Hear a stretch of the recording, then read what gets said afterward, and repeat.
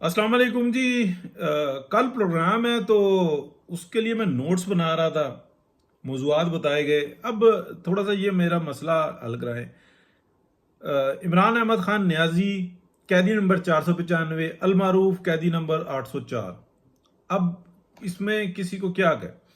फिर आ जाता है इंट्रा पार्टी इलेक्शन केस, अलमारूफ बल्ला छीनने वाला केस।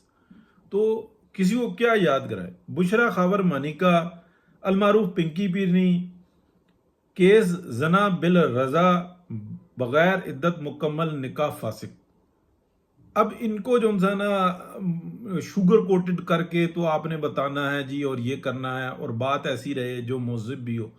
अब ये बताएं कि वो लतीफ़ के जो गवाहियाँ हैं, जो हमले में शिद्दत और आवाज़ों का आना और सब कुछ देखना, वो तो जो निकाह जो अव्वल है वो तो उससे बहुत पहले के किस्से हैं। तो यानी कि ये जो है अपना जना बिल रजा, ये केस बना हुआ है। अभी तो ये इद्दत में शिद्दत इख्तियार करके निकाह करने का केस है और फिर उसके बाद निकाह को दोहराने का केस है।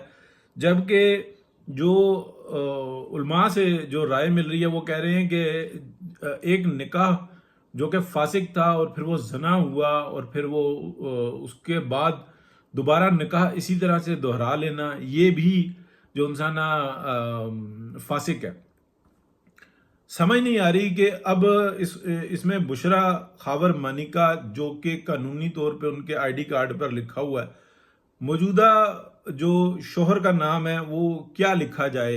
इमरान अहमद खान न्याजी कैदी नंबर 495 या 804 या यानी कि फंस गए हैं ना। बहुत शुक्रिया जी। बहरहाल कोशिश मैं ये करूँगा कि किसी तरीके से जो है ना ये नोट्स बना लूँ और इसमें शुगर कोटेड कर दूँ ताकि एक आम आदमी को बात समझ में आ सके। आप भी मुझे प्लीज़ कमेंट में बताएं कि क्या दुरुस्त अल्फाज हों। शुक्रिया।